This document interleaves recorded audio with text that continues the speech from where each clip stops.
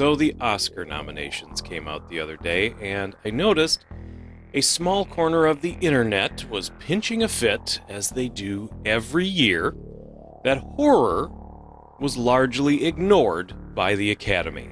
Several horror or horror-adjacent movies that people seemed convinced would get nods this year, mostly Pearl and Nope, but also Mad God and Prey was up there.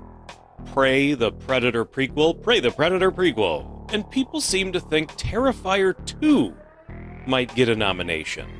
Hey bud, look at me. Did you really think Terrifier 2 would get an Oscar nomination? Don't answer right away. I want you to think about this. I want you to quiet your mind, take a breath, and really answer that question, because if you think the answer is yes, your brain is broken, buddy. Now, before you hit send on that sweaty comment letting me know what an idiot I am, let me say, I understand that it sounds like I'm saying horror movies don't deserve Oscars, but I'm actually saying the opposite. The Oscars doesn't deserve horror movies, or don't deserve. The Oscars don't deserve horror movies, whatever the grammar is. Horror is punk rock. It is supposed to shock and offend. It should be outrageous. It should be dangerous. It should not be for everybody. It is a place for misfits and losers.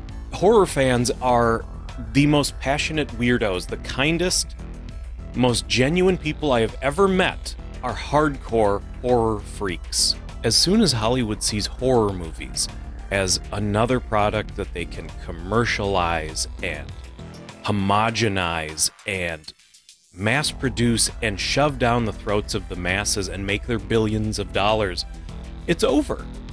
It's gone. The thing we love, the space that we love, will be dead.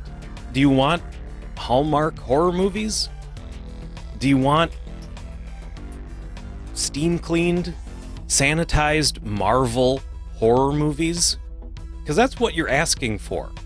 Horror has more heart and soul and crazy life than anything coming out of Hollywood. And look at the horror conventions. Look at the connections that the horror makers and the horror fans have to each other. It's unlike any other industry, any other genre.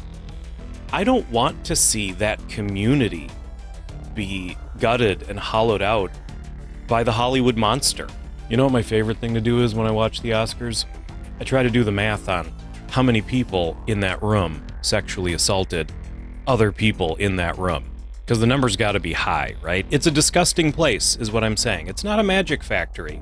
So to everybody who's crying into their King Vitamin or their Kicks or their oops all berries this morning that Mia Goth didn't get an Oscar nomination, all I gotta say is, you know she gave a great performance. The world knows that she gave a great performance. The whole world has been talking about it. She has been overwhelmingly recognized for her amazing performance.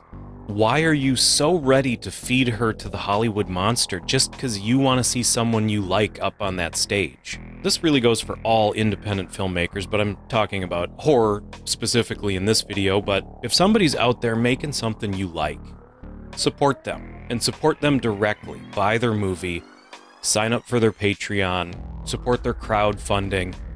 Talk to movie theaters about, movie theaters that aren't part of the machine, about doing screenings, connect with the filmmakers as much as you can on social media. Create momentum. Help that filmmaker create momentum. There's only so much they can do on their own. It's a crowded field right now, but that's the beauty of it, is everybody has this ability to get their stuff directly out there, directly into the hands of people that want to watch. Filmmakers don't have to sell their souls to Hollywood anymore. And that's a good thing, and we should encourage that. We as horror fans should not be seeking the approval of Hollywood. We should be rejecting it. Because as someone once said, when you dance with the devil, you don't change the devil changes you.